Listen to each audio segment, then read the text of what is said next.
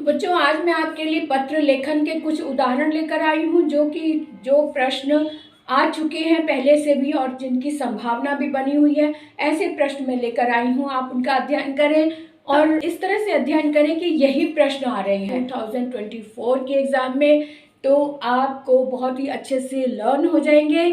पत्र दोनों तरह के पत्र मैं लेकर आ रही हूँ, औपचारिक पत्र भी और अनौपचारिक पत्र भी। तो किस तरह के पत्र आते हैं आप ज़रूर देखें, इनका अभ्यास करें। और इसके अतिरिक्त कोई ऐसा टॉपिक आपके हाथ में आया है जिसका आप अभ्यास करना चाहते हैं और आपको नहीं समझ आ रहा कि इसको लिखना कैसे है, तो आप कमेंट बॉक्स में लिख के मुझे पूछें। एग्ज़ाम फरवरी में शुरू हो रहे हैं और अब आप कोई भी समय जो है वो व्यर्थ ना गवाएं। इस समय का पूरा लाभ उठाएं। इम्पॉर्टेंट प्रश्न हैं उनका अभ्यास करना शुरू कर दें और जितना अधिक आप पूरा वीडियो देखेंगे आपको समझ आएगा। और अगर कोई भी किसी भी तरह का टॉपिक, किसी भी और भी प्रश्न से रिलेटेड कोई प्रश्न आ रहा है तो आप ज़रूर पूछें, आपको प्रश्न का उत्तर ज़रूर मिले। समझ कर इसे याद करने की कोशिश करें, रटना नहीं है और किसी भी प्रश्न पे कटिंग नहीं करनी है। अगर आपको पूरे मार्क्स चाहिए, जैसा कि मैंने पिछले कुछ वीडियोस में बताया हुआ है कि आपको प्रश्नों में कटिंग नहीं करनी है, साफ साफ लिखना है, राइटिंग का ध्यान रखना है। और अगर कटिंग हो भी जाती है तो सिर्फ एक लाइन में उसे कट करना है, बहुत सारा उसे औच पच करके नहीं कटिंग करना है। बहुत सारे शब्दों को अगर आपने कटिंग कर दिया है तो एग्जामिनर पर इसका बुरा प्रभाव पड़ता है, नेगेटिव प्रभाव पड़ता है। आपने एग्जामिनर के हाथ से नंबर खिंचवाने हैं तो पॉजिटिव इम्पैक्ट डालने के लिए इन बातों का ध्यान रखना बहुत ज़रूरी है। तो साफ़ सुथरा रखें, लिखाई का ध्यान रखें।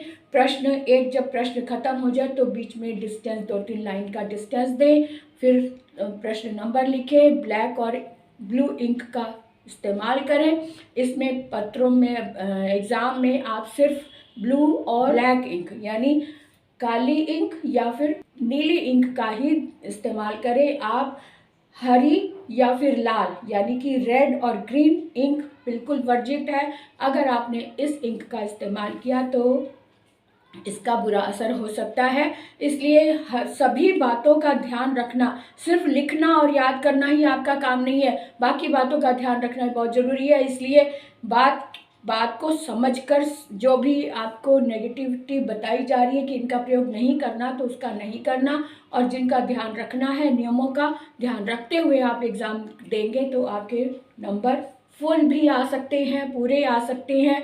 जो प्रश्न नहीं भी आता उसका भी सावधानी से आप आंसर लिखेंगे तो आपको नंबर मिलेंगे, अंक मिलेंगे। किसी भी प्रश्न को अछूता या फिर ब्लैंक मत छोड़ो, इस बात का भी बुरा असर पड़ता है। और अगर जितने भी अंक का प्रश्न आप छोड़ रहे हैं तो वो पूरे के पूरे ही चले जाएंगे। अगर आप कुछ लिखेंगे तो कुछ नंबर तो मिल जाएंगे। इसीलिए बार बार कहा जाता है किसी भी प्रश्न को ब्लैंक मत छोड़ो। तो देखते हैं आज का वीडियो।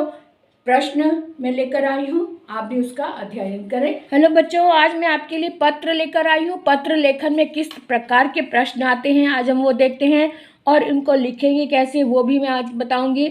ये प्रश्न हमेशा ही 15वें नंबर पर आता है और इसमें चॉइस होती है अथवा करके। तो पहला प्रश्न इस तरह से है, अपने क्षेत्र की नालियों और सड़कों की समुचित सफाई न होने पर स्वास्थ्य अधिकारी को एक पत्र लगभग 100 शब्दों में लिखिए। और दूसरा है अथवा करके दूसरा प्रश्न दिया हुआ है, आपकी कक्षा में एक नए अध्यापक पढ़ाने आए हैं जो कि बहुत अच्छा पढ़ाते हैं। उनके विषय में एक परिचयात्मक सूचना देते हुए मित्र को लगभग 100 शब्दों में एक पत्र लिखिए। अब इसको लिखेंगे कैसे ये भी देख लेते हैं। जब हम प्रश्न 15 लिखेंगे तो हाशिए के बाहर प्रश्न नंबर 15 लिखेंगे और यहाँ पर ऊपर हेडिंग में पत्र लेखन जरूर लिखें, एक ब्लैक इंक वाले पेन से, और फिर लिखना शुरू करेंगे। सेवा में स्वास्थ्य अधिकारी, नगर निगम फरीदाबाद। कोई भी काल्पनिक शहर का नाम होगा, ओरिजिनल आप नहीं देंगे। सेवा में स्वास्थ्य अधिकारी, नगर निगम फरीदाबाद। दिनांक जो भी जिस दिन की आप परीक्षा दे रहे हैं उस दिन की आप तारीख लिखेंगे। विषय जरूर लिखेंगे। विषय जरूर लिखना होता है औपचारिक पत्रों में।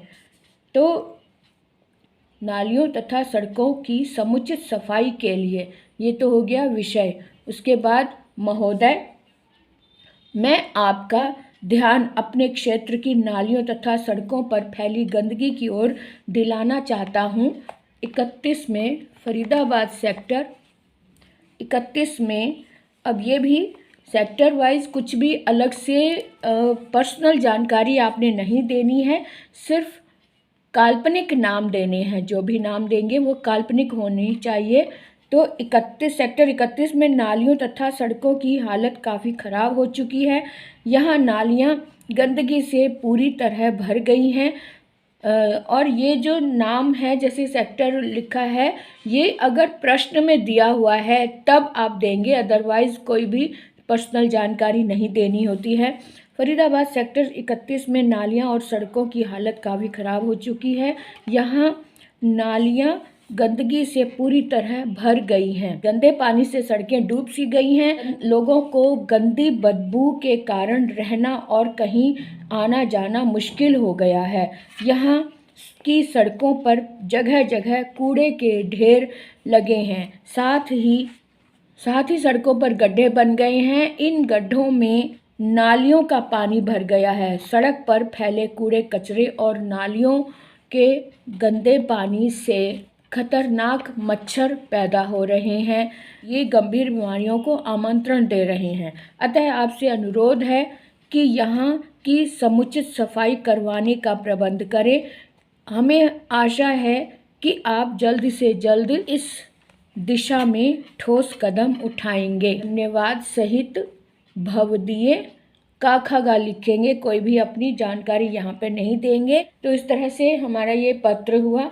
इसको कैसे लिखना है, बिल्कुल बहुत ही सावधानी से पूरे हाशिया बनाते हुए, और हाशिया से बाहर प्रश्न संख्या लिखेंगे। प्रश्न संख्या लिखकर आपने ये पत्र शुरू कर देना है। और जो इससे पहले प्रश्न होगा उसकी भी 2 लाइन छोड़कर और उसके नीचे अंडरलाइन कर देंगे, ताकि पता चले कि पिछला प्रश्न कहाँ पे ख़त्म हुआ और नेक्स्ट कहाँ पे शुरू हुआ। इस तरह छोटी छोटी बातों का ध्यान रखने से हमारे नंबर नहीं कटते हैं। तो अब हम दूसरा प्रश्न भी देख लेते हैं जो अथवा में दिया हुआ है। उसमें क्या दिया है? अब अथवा में दूसरा प्रश्न को ऐसे हल करना है। स्कूल में अध्यापक जो नए आए हैं वो बहुत अच्छा पढ़ाते हैं, तो इसकी जानकारी आप अपने मित्र को दे रहे हैं। तो कैसे लिखेंगे? ये 86 दरियागंज, यानी कि ये जो एड्रेस है ये आप यहाँ नहीं देंगे, यहाँ पर आप परीक्षा भवन देंगे। ये जो दरियागंज लिखा है यहाँ पर, इसके स्थान पर हम परीक्षा भवन लिखेंगे, क्योंकि हम परीक्षा भवन में बैठकर पत्र लिख रहे हैं। तो इसलिए अपनी कोई पर्सनल जानकारी नहीं देनी है, इसलिए यहाँ पर इसके स्थान पर हम लिखेंगे परीक्षा भवन। उसके बाद दिल्ली, या जो भी काल्पनिक शहर है, क्योंकि दरियागंज दिल्ली में है इसलिए दिल्ली लिखा है। आप परीक्षा भवन और सारी काल्पनिक शहर दे सकते हैं। उसके बाद दिनांक, ये अनौपचारिक पत्र है। अपने स्थान, अपने शहर का नाम लिखा और साथ में ये दिनांक लिखा, और कोई विषय वगैरह नहीं लिखा जाता है।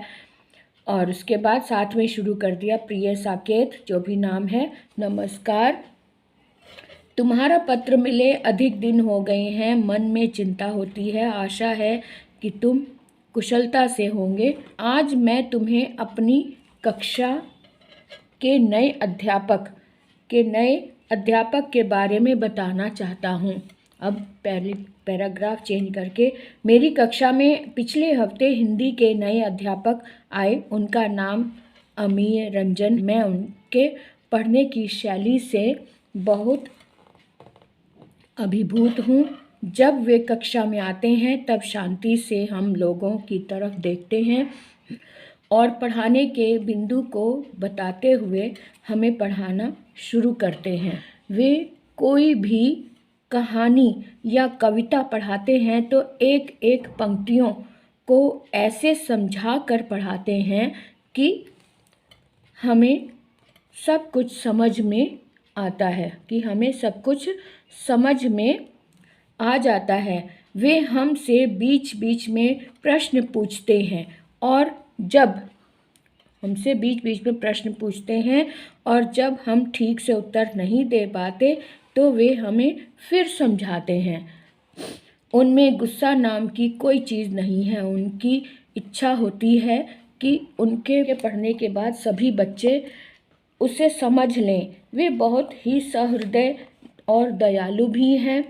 बच्चों से प्यार करने की भावना उनमें कूट कूट कर भरी है। का हमारे प्रति व्यवहार बहुत मधुर होता है। हमारी कक्षा के सभी बच्चे उन्हें आदर व सम्मान देते हैं। वाकई वे बहुत अच्छे अध्यापक हैं। इनका उद्देश्य हमेशा हमें ज्ञान से भर देना होता है। हम ऐसे अध्यापक को पाकर बहुत खुश हैं। शेष सब कुशल है। अपना ध्यान रखना, छोटों को प्यार और बड़ों को प्रणाम कहना। हमारा मित्र अविनाश कृष्ण, या फिर नाम यहाँ पे नाम नहीं लिखेंगे, का खा गा ही लिखेंगे, जो क्योंकि हम परीक्षा में बैठकर ये लिख रहे हैं तो इसलिए परीक्षा में लिखते समय इस बात का ध्यान रखना है कि कोई भी पर्सनल जानकारी पत्र में नहीं देनी है। यहाँ पर अविनाश कृष्ण ना लिखकर आप का खा गा ही लिखेंगे, जैसा कि पहले बताया है, का खा गा।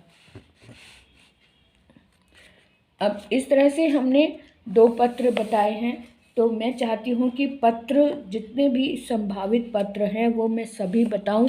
कम से कम 2 पत्र मैं अभी और बता रही हूँ। ये 2 प्रश्न और हैं पत्र से संबंधित। अपने पिताजी को एक पत्र लगभग 100 शब्दों में लिखकर उन्हें पढ़ाई की प्रगति से अवगत कराइए।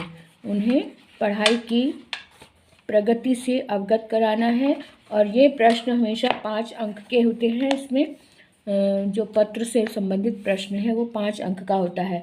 अथवा करके दूसरा प्रश्न दिया हुआ है, वो भी पढ़ लेते हैं। आपके विद्यालय में खेल कूद के सामान का अभाव है, इसकी ओर ध्यान दिलाते हुए प्रधानाचार्य को आवेदन पत्र लगभग 100 शब्दों में लिखिए। तो इस तरह से ये 2 पत्र हैं जो हम अभी बताते हैं कि इसको लिखना कैसे है। तो ये 15वां प्रश्न है जो कि अभी हमने पढ़ा है। 15 प्रश्न का उत्तर इस तरह से देना है।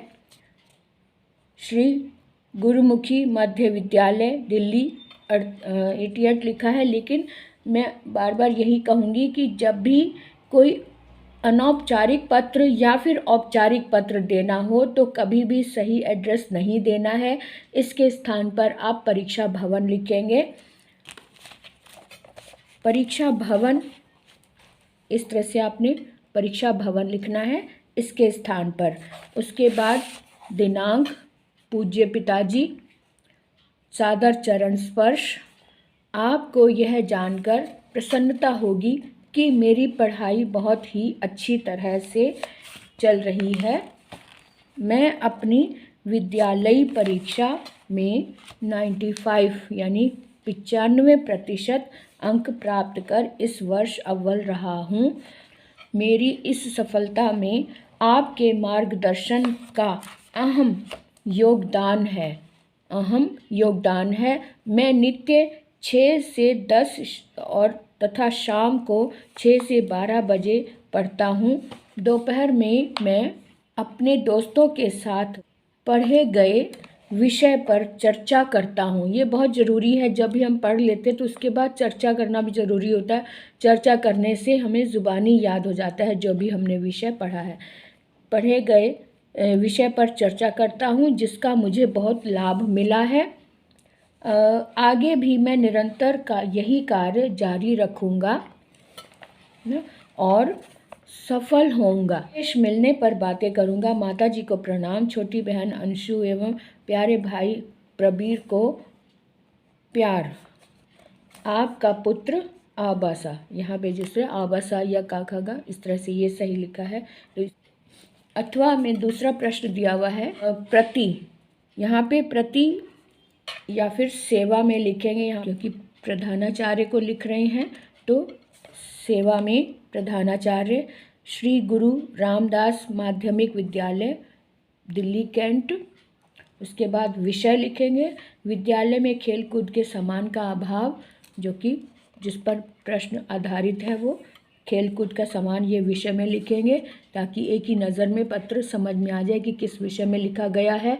उसके बाद मान्यवर या महोदय, मान्यवर, मैं आपके विद्यालय में 10वीं कक्षा का छात्र हूँ। मैं आपके विद्यालय की क्रिकेट टीम का कप्तान भी हूँ। मैंने ऐसा महसूस किया है कि विद्यालय में खेल कूद के सामानों का अत्यंत अभाव है। मेरे क्रिकेट टीम के पास बैट, बॉल तथा किट के अतिरिक्त कुछ भी नहीं है। कमोवेश सभी खेलों की यही स्थिति है। अतः आपसे अनुरोध है, खेल कूद का सामान अतिशीघ्र मंगाने की व्यवस्था करें। धन्यवाद, आपका आज्ञाकारी छात्र आबासा। बिल्कुल सही इसी तरह से आपने लिखना है। इस हाशिए का ध्यान रखना है, बिल्कुल सीधी लाइन आपके शब्दों की बनी रहे और इस तरह से सही ढंग से आपका पत्र पूरा हुआ। अब हम देखते हैं कि हमारे जो प्रश्न है ना, जो संभावित प्रश्न है, इसी तरह के प्रश्न आते हैं। उसमें आपको चॉइस भी होती है और आप चॉइस से औपचारिक या अनौपचारिक पत्र लिख सकते हैं। तो इस तरह से 4 पत्र आज दिए हैं और इससे पहले भी मैं बहुत सारे करवा चुकी हूँ, जिसका मैं लिंक इसमें दे दूँगी। आप इनका अभ्यास करें। तो आज के वीडियो को मैं यहीं पे विराम देती हूँ। अगले वीडियो तक के लिए फिर से मिलेंगे और आप भी कमेंट में लिख सकते हैं कोई ऐसा टॉपिक जो आपके सामने आया है और आप उससे सीखना चाहते हैं, तो उसका एक टॉपिक कमेंट में लिख कर पूछ सकते हैं। तो मैं उसके बारे में भी बताने की पूरी कोशिश करूँगी। तो तब तक के लिए बाय बाय।